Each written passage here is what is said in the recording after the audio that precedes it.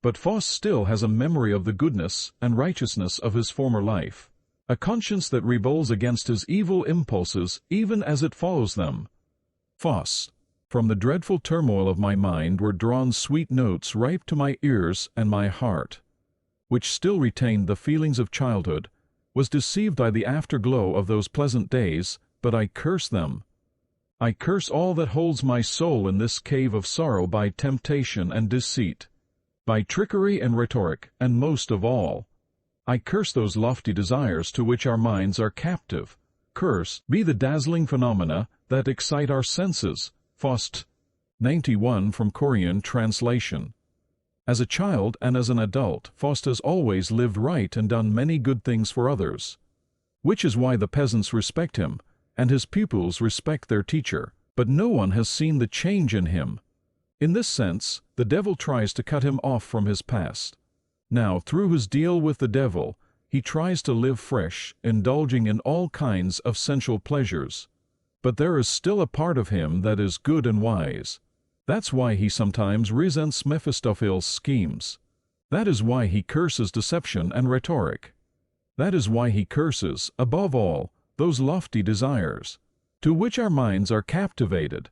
He curses the dazzling phenomena that excite our senses, he boldly proclaims. However, Faust's pain and despair are eventually overcome by the temptation of Mephistopheles. Mephistopheles, in this world I will be your servant, and work without ceasing under your direction in return. When we meet again in the other world, you must do the same for me. Faust p. 95. To this, Faust responds as follows. Faust, if I were to lie idle in bed, might as well be doomed at once. If I were to be deceived by your rhetorical theories, if I were to fall into self-drunkenness, if I were to be amused by the pleasures of sensuality, it would be my last day. Come, let us make a wager. Faust. 95. Even though Faust is aware of Mephistopheles' devious plans, and the humiliation and pain he will suffer in the future, he still wants something to change in his reality.